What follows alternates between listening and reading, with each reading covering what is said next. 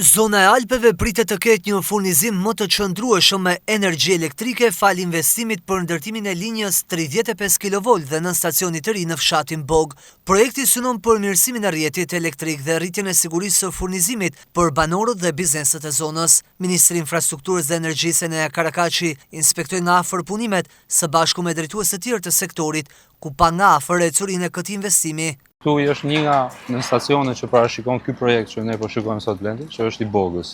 Dhe shikoj që punimet kanë ecur mirë dhe më thoje që jemi edhe në ditën e instalimit të shtyllës fundit. Këtu jemi në stacionin e Bogës. Është një ndër në stacionet që do kemi në këtë zonë me projektin që jemi duke zhvilluar në bashkëpunim me Fondin e Shqiptar Zhvillimit. Është një linjë 35 kV që del nga në stacionin Koplikut në drejtim të Bogës, gati 28 km e gjatë. Është një projekt që ka në zhvillimin e vetë 90 shtylla, në të cilat 89 janë montuar. Jemi duke përfunduar dhe shtyllën e fundit, ndërkohë ka përfunduar dhe përcjellës, shtrirja e përcjellësit dhe jopixhivis. Dhe janë duke u bërë sistemimet e fundit për sa i përket linjës. Ndërkohë kanë filluar prej kohësh punimet dhe për godinën e në stacionit.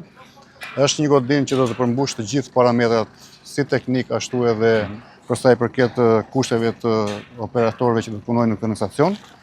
Është një godinë që neve me gjithë linjën presim që brenda muajit shtator, nga fillimi i tetorit të përfundojë. Të këtij viti, të vitit 2026. Sot që ne flasim kjo zonë e gjitha duke filluar nga Kopliku, në Reç, në Razëm, në Bog dhe deri në Qaftore furnizohet nga një fider 120 km i gjatë.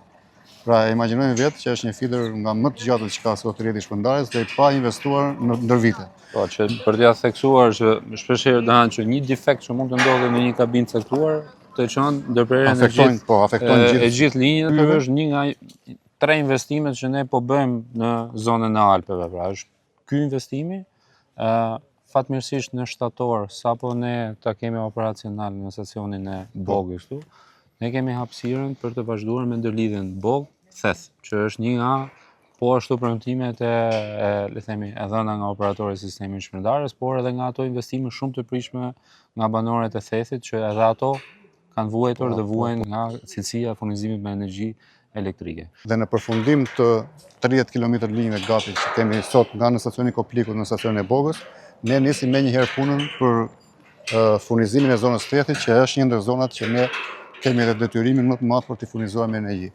Është 22 km linjë, do kaloj Qaftoren, ku kemi marrë masat që Qaftoren të kemi edhe një linjë të integruar ndërmjet linjave ajrore dhe kablore, pasi aty ka rrezik të madh ortekësh dhe në momentet caktuara mund na shkaktojë rënë të linjës.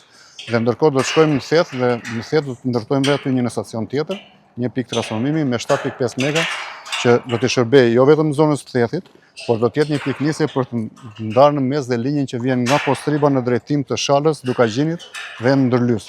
Që edhe ai është një fider diku te 100 ca kilometra. Ndërkohë, investimi i tretë përsëri që lidhet me zonën e Alpeve është në stacioni i Tamarës. Po. Që edhe ajo ka disa le themi zona shumë turistike që përsëri për shkak të gjeografisë të tyre kemi patur edhe probleme me cilësinë e furnizimit, siç është Vermoshi apo Lepusha. Gjatë inspektimit, drejtori operatori të sistemit të shpërndarjes Bledi Dalipa i foli për sfidat me të cilat i është dashur të përballet sistemi gjatë javëve të fundit, si pasojë e temperaturave ekstreme dhe rritjes së ndjeshme të konsumit të energjisë. Sipas tij, vala të nxehtit ka sjellë ngarkesa të pazakonta në rrjet, duke bërë që konsumi të arrijë në nivele rekord. Gjithashtu pajisjet të pësojnë avari. Të adresojmë edhe disa çështje që lidhen për sa i përket defekteve apo të stakimeve që kemi patur në kabina në qytete të ndryshme. Dhe kjo që vjen kjo për shkak jo vetëm të ngarkesës, që në fakt është ndër më të lartat, pavarësisht se kemi shkuar akoma në pikun e sezonit, pra jemi pothuajse në pikun e ngarkesës së vitit të shkuar, ndërkohë që pikun e ngarkesave ne presim përgjithsisht nga muaji gusht. Por ndërkohë dhe temperaturat e larta, dhe vetëm ditën e djeshme po më thoje që në kabinat caktuara ne kemi patur edhe temperatura që shkojnë 80 gradë për shkak edhe të insulimit të tyre, që bën deri diku edhe të vështirë punën e operatorit të sistemit shpërndarjes me defekte të ndryshme që kanë ndodhur në ato kabina. Investimi në Bog vjen në kuadër të ndërhyrjeve për forcimin e infrastrukturës energjetike në zonat malore, ku gjatë periudhave me kërkesë të lartë për energji janë shfaqur her pas here vështirësi në furnizim.